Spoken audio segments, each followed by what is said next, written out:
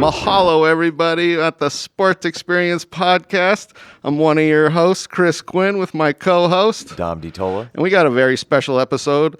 This guy, Duke Kahanamoku, is the godfather of surfing and an Olympic champion. So, swimming legend, Yeah. Duke Kahanamoku. I'm excited. Yeah, this is a good one. I kind of knew about this guy from surfing, but I didn't know what a great man he was, to be honest. I mean, he has so many aspects of his life that you're just like, oh, okay. It's like Bill Burr, a great man. Yeah. But no, he not only, is he important to both the sports of surfing and swimming, the only person who is in both Hall of Fames. He is a very important person in Native Hawaiian history. Yeah, also making Hawaii a state. He had so much. He bridged every era of history for those islands. Yes, that's a great statement right there as to who he was, because he brought recognition to these Hawaiian islands. Yeah, I mean, he was born August 24th, 1890, which means he was born when Hawaii was still a kingdom. Yep. Right at the end. Yeah, right at the end. It was 1893 when everything kind of went down. And we were talking before the podcast that he wasn't in the royal family, but he was definitely, his family was nobles in that. Yeah, they kind of worked for the nobles, the elite, in Hawaii and kind of the rest of Polynesia. They had that kind of structure as far as when they had their kingdoms before, empires came and took all their shit. Yeah, and I thought Duke was a nickname. It actually, his father was named Duke after the Prince Duke of Edinburgh. Yeah, a lot of the Hawaiian royal family intermarried, oddly enough, with a lot of the British royal family. Yeah, I thought that was interesting. I love the history and all that. You know what I mean? The way that Hawaii kind of became a state. And, like I said, he bridged all the gap. I mean, he bridged the entire gamut for that. He was born during the kingdom. Yep. Grew up during the territory and became famous as it became a state. Yeah. And is such an important figure, not only in Hawaiian history, but American history in general, for especially American sports history. Yeah, well, I feel like he, like you said, he bridges the gap from what is Hawaiian to what it being American or United. Exactly. You know what I mean? He really, and something that I loved that I watched a bunch of videos on him, is it was like every single video was, they were like, well, he was a pure Hawaiian. Yeah. And if you look at him, you're like, yeah, he's just kind of like what you would think of as a Hawaiian. Exactly. And that's why he's kind of important is, you could have sports heroes or just heroes in general from that island chain who, happen to be white or happen to be, Asian or something. But, after the missionaries came, so many Native Hawaiians died out due to disease and what have you. Yes. That he's the person that everyone can point to and go, that's our guy. That's our guy. Yeah, it was actually interesting that that song about him, I never actually knew that song was about him. Yeah. I don't even want to start singing it because I'm just gonna, you could look it up. But if you hear that song and I'm like, oh, they're really singing about Duke throughout that whole song. It's really great because he really is a Hawaiian hero. I think that's something that anybody could say. Yeah. And he became a hero and gained a lot of notoriety, a lot of which was due to his ability to do sports in the water. Yeah. And growing up, he had a very big Ohana extended family. He had like 30 cousins on one of his parents. I saw that. I liked it. But where he grew up, if you're not familiar with geographically where it is, he grew up basically outside of Waikiki, like kind of where the Sheraton is. And they have like a little shrine to him in that hotel. But when you grow up there, the water's always warm. You can see Diamond Head, east in the distance, and just good waves, good times. And this is pre-tourism industry. So you could pretty much do whatever the hell you wanted. So it's just a bunch of kids going out in the water and surfing or swimming or doing whatever. Yeah, I thought it was interesting that they all, had surfing in Hawaii for years and years and years, and pretty much longboard surfing. Yeah, that was the style at the time. I love the pictures of him next to these gigantic really wonderfully carved surfboards. He said even later in life that he still preferred the wood board because that's just what he grew up on. And what somebody said was like all those years he never put wax on his board. He never did anything like that. And I bet that was such a feeling for him under his feet, just the wood, Well, and he surfing is very important culturally to Native Hawaiians. It really started going away once the missionaries showed up. They found it to be, not very, what's the word I'm looking for? Proper? Yeah, not very proper. It's just a bunch of dudes with their shirts off, just catching some waves and chilling. And when they started taking away cultural things like that and the hula and things of that sort, Duke was very important in bringing surfing back into the modern world, as opposed to the time when the missionaries came, probably starting in the 1820s. Yeah, and trying to pretty much take away Hawaiian culture and try and instill their culture in, which, I mean, we could talk some shit on that, but let's get into him swimming real quick, because I feel like that was his first mark on the world. Yeah, that's how kind of everybody noticed him outside of the state or territory or whatever it was. Whatever you want to call it at this point. I thought it was a little racist. His first, AAU meet, he swam the 100, I think it was 100 yards, not 100 meters. He swam it in 55 seconds or 55.4 seconds, which was like 4.5 seconds faster than the world 1911. record. Yeah. And everybody got mad and didn't want to recognize it. Exactly. And they didn't recognize it for years and years. Yeah. And then they finally went back and were like, oh, that was probably an accurate swim. This is what I heard the AAU came out and said was, no, we think they used alarm clocks to instead of stopwatches, and the Hawaiians were like, are you absolutely kidding? You know what? He didn't even do it in a pool. He did it in Honolulu Harbor. And that was the other thing, was they were like, we think the currents helped them, and then all actual swimmers were like, no, that's a hindrance. Like, that's not you ever swim in open water? Yeah. It's not easy. Something else I found interesting, because they recognized what a great swimmer he was they brought him to the Olympic team, and the first time he got into a pool, he didn't know how to pool swim. Yeah. And he got like extremely tired right away, because it was completely different from like what you're saying, open water swimming. Yeah, no, totally. And that is a very difficult transition to make. People don't think that it is a thing. Yeah. But if you're so used to just swimming in open water, what are you going to do when it's just still? Nothing's moving. Yeah. Yeah. You have to mentally and physically prepare yourself for that. But he did. That's something that you could see that why he was such a great swimmer. They said he had problems like for a week, and then he was like the best swimmer, in this Olympic team. Yeah, in 1912, you have the Olympics in Stockholm, wins the gold medal in the 100 freestyle, silver in the 4x200. I mean, he shows the world what he can do. Yeah, he's probably the best 100 freestyle for like 20 years. Yeah. And it's kind of sad, because in the following Olympics in 1916, it doesn't happen because of that one thing. What do you call it? World War I. The war to end all wars, almost. Well, they had a sequel to that, I remember. Oh, yeah. Well, sequels are never as good as the first. Yeah. That one was, though. I mean, come on, people. Right. But yeah, it's sad, because we see he wins this 1912 Olympics, and then comes back and wins 1920 Olympic gold, too. So if you're thinking he's going to win 1916, it's probably pretty accurate. Yeah, no, absolutely.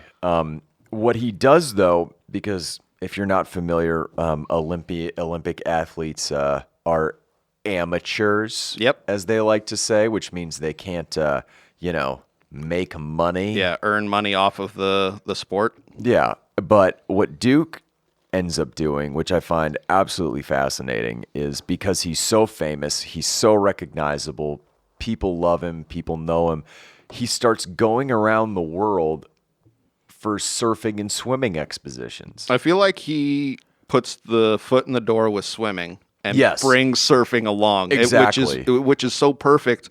But you see these expos, and I think the one that was let me see the date real quick. It was December 24th, 1914 in Sydney. Yep. And they said that that's like the point in which Australians started to surf. Yeah, absolutely. And it's such a if you go through the timeline of surfing and through the parts of the world that are huge into surfing, Yeah. it's where he had these expos. Oh, yeah. No, surfing is super popular in Australia. Yeah. And you can just point to him. I mean, they have the big statue of him and his board by the beach. Yeah. Where he was teaching everyone, be like, hey, look at me. You want to do this? It's pretty cool. You got some motion?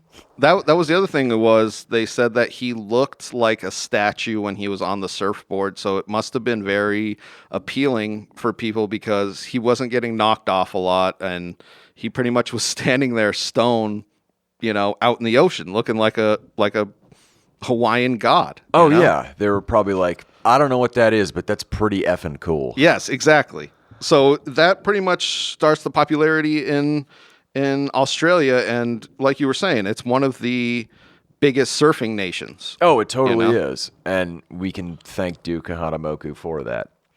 Another thing he did, which was really cool, is when he was in Hawaii, none of the beach clubs, because owned by stodgy white foreigners to the island, all the Haole Beach clubs, they wouldn't let Native Hawaiians or any Polynesians or anybody who wasn't them into their club. He started his own one. Yeah.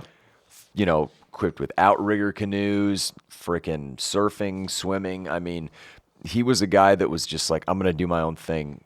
And because I like it and it's culturally relevant to me and it's fantastic. And he used his celebrity status the right way. Oh, he totally did. And that's what I think is so great about him throughout his entire life. Mm-hmm. Like, it's not just this small era. Like, he introduces surfing, which I imagine he loves, and that's why he brings his surfboard everywhere. Yeah. He introduces it into Southern California, which is the other huge hub of surfing. Yeah, the LA Athletic Club. Yeah. Because that was, I believe, who was sponsoring him during the Olympics, too. Yes, I think so. Yeah. And they said it was in Newport Beach and in SoCal. So pretty much all of that, wherever he's traveling around, but people would see him out there surfing and be like, what is that? And he would teach people. So it wasn't just him being like, oh, isn't that cool? I can do that. He would literally people would be like, can you teach me that? He'd be like, yes. Well, he wanted to share his culture and share things that he loved with the world. Yes. And in my opinion, he's a great ambassador for, and this is me, not as a Hawaiian, but appears to be the perfect ambassador for Hawaiian culture. Yes, definitely. Because nice, affable guy. During the times he wasn't swimming, he was acting in those talkie films. Oh, yeah, we can get into that. Hey, everybody. Just want to take a quick break to let you know that our Sports Experience podcast is brought to you by Engle Studio here, and they're here in Tucson for all your recording needs. I thought it was interesting because he lived through all these era of Hawaiian culture, so he could pretty much bring all of it. You know what I mean? He bridged it all. He bridged it all. But yeah, let's get into these acting career. So hold on. I want to actually hold on. Let's get into his last Olympic appearance in 1924 in Paris. Okay. He actually won silver, and he lost to this Tarzan swimmer who becomes one of the best swimmers of that era. And he said, the only way I could have lost was to Tarzan. Yeah. And I thought that was like, yeah, that was awesome. If you see them standing next to each other, they look like gigantic men, especially for the era. And Duke's, they said he was about 6'1", 190, but for that era, that had to be a giant. Yes, it was. Who got bronze in that one? Yeah, his younger brother, Samuel. I thought that was great, and you could tell that that's their swimming was in their blood. Oh, totally. Yeah. Well, I mean, you're right. If you grow up in Wikes, you're right there. Yes. I mean, what else are you going to do? If you're not swimming or surfing or doing anything weird in the water or fun, it just must have been really a proud moment for that family. Oh, hell yeah. Even though neither one of them got the gold medal. Yeah, but still. I'm just saying that because we all know that Duke has golds. I'm just, and his younger brother up on that podium. Well, what's crazy is that, in 1920, in Antwerp, he won another gold in the 100 and another gold in the 4x200. I mean, this is a guy who was straight dominating. And even in his older age, he was an alternate on the 1932 water polo team. Yeah, I thought that was interesting. It's always funny with these episodes. We look at these athletes and it's just like they're good at everything across the board. You know, it's not just some, it's just like maybe one specific thing. But like when you read about him growing up, it's like, oh, he was good at this and this and this. He could have went pro in this. He could have went pro in that. Well, I mean, not pro back then, but you know what I mean. The ability to do these things absolutely above and beyond other people is what, I mean, yeah, it's ridiculous. I know we talked 1924, but do you want to get into him pulling a David Hasselhoff? When was that? I was trying to look at the... June 14th, 1925. Okay, so it was after he was Olympic champion. Fishing boat. Yeah. Top turned or whatever. Capsized. Thank you.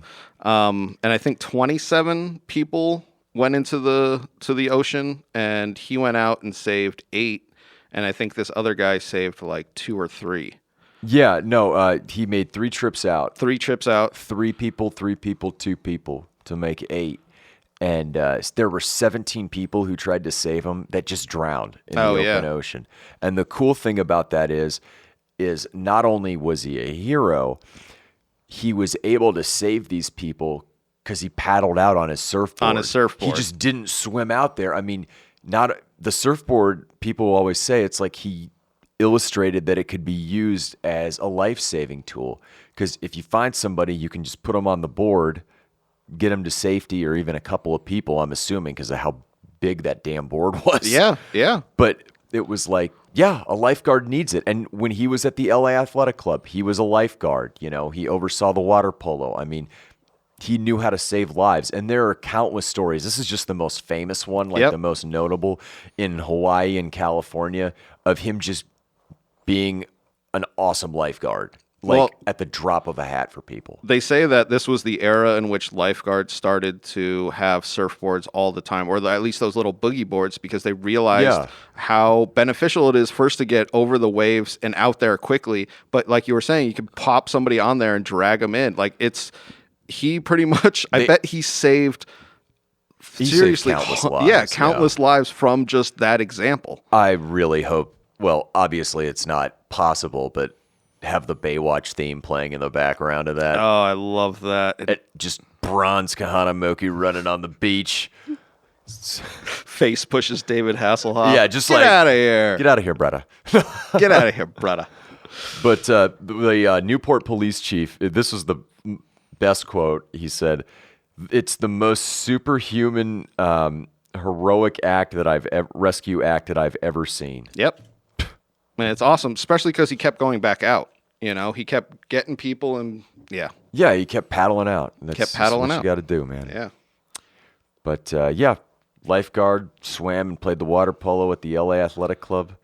Movie star. Let's get into him being a movie star. Researched he was in 19 movies. Yeah. He signed with Paramount. He was pretty much a background actor. So if we were talking about this before, if they had a role that they needed someone to be, how should I put this?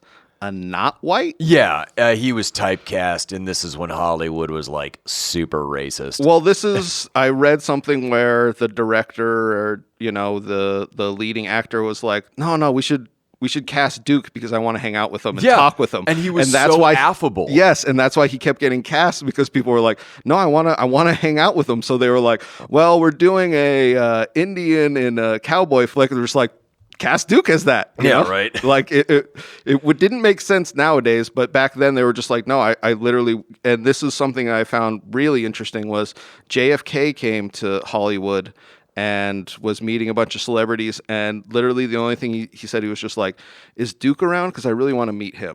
And it was just like, hey, that's awesome. Where's that Olympic gold medal champion, Exactly. No, but he was so liked by everybody. There's videos of him teaching Hollywood legend Douglas Fairbanks how to surf. Yep. I mean, not to say that he was a master thespian by any means, but just being a cool dude and a good hang gets you so far in life. Yeah. And he was so laid back. You could tell that he was just like such a laid back, guy that just loved life and everything. That was great. Yeah, no. Everybody wants to be your friend. Yeah, a pure Hawaiian is what they were saying. Even though if you go there, you could meet some tough guys. I'm just saying he was definitely. They say that he brought the travel industry to Hawaii. Yeah, the tourism. Yeah. Because he pretty much put them on the map.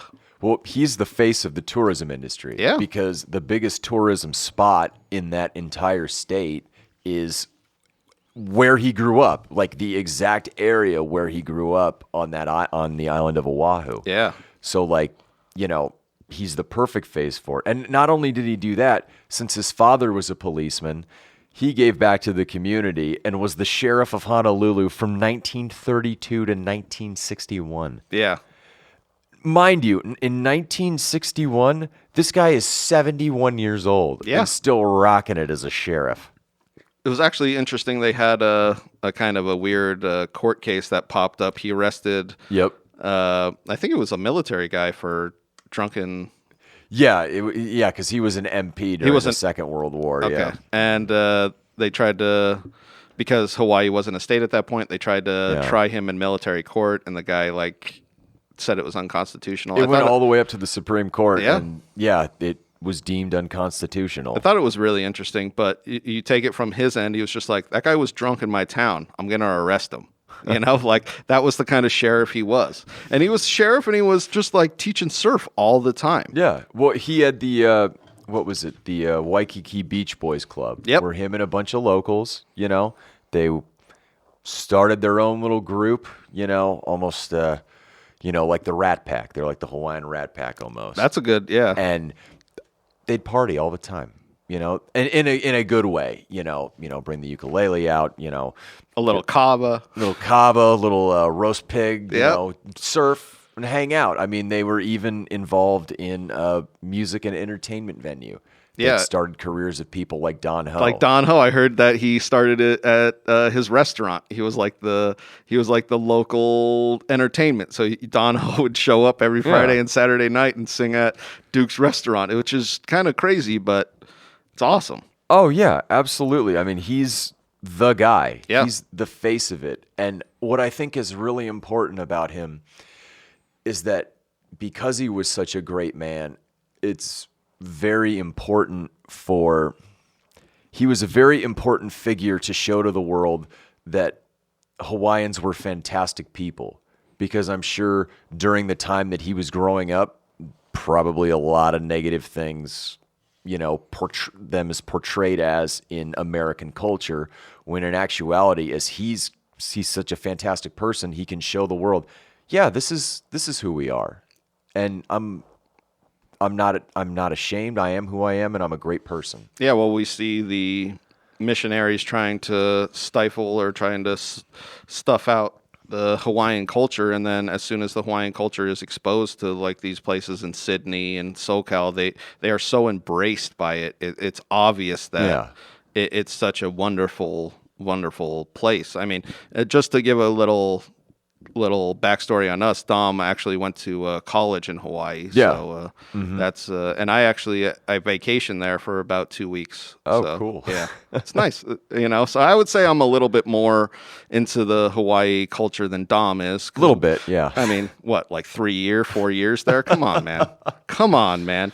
Real quick, the Kahanamoku.org is his foundation, which gives to Hawaiian kids seeking school and further athletic opportunities. So and check that out. And growing up, he went to the Kamehameha school system, which was started by the Bishop Foundation. I believe that's what they call it. And I don't know if they knew what was going to happen as far as the government or as far as the United States takeover, but there's a trust set up by a former princess who ensures that Native Hawaiians can get terrific education on the islands. I think they also have them on Kamehameha schools on the Big Island in Maui and stuff like that. But, although he never finished school, obviously he had other things to accomplish in life. That's kind of a big thing for him. So yeah, because you're right, he didn't finish school. They said that he kind of dropped out to help his family, and what I think was that they saw that he could have potential doing other things. Exactly. And they have the surfing, the Kahanamoku Invitational in Hawaii every year, which is one of the most famous surfing competitions. Yeah, I think it's. I don't really know. I bet they have one in California and in Sydney. To be honest, like those are probably the places where they have these giant surfing competitions, and his is top 3. So I mean, if anywhere in surfing, everybody knows his name and puts respect on his name. Yeah, and lived a long and fantastic life. I mean, although by 1967, not doing so well. Yeah, old age kind of caught up with him. Yeah, it did. But if you figure he's 77 years old for that era, I mean, did everything you wanted to. Yeah, great life. Yeah, January 22nd, 1968, ends up dying. And then, they buried him at sea, obviously, with Aloha Oi playing as his ashes were spread into the Pacific, which is the perfect place to lay him to rest, obviously. I was going to say the fact that his life was so great, his burial was great. You know what I mean? Very appropriate. Very appropriate. Yes, thank you.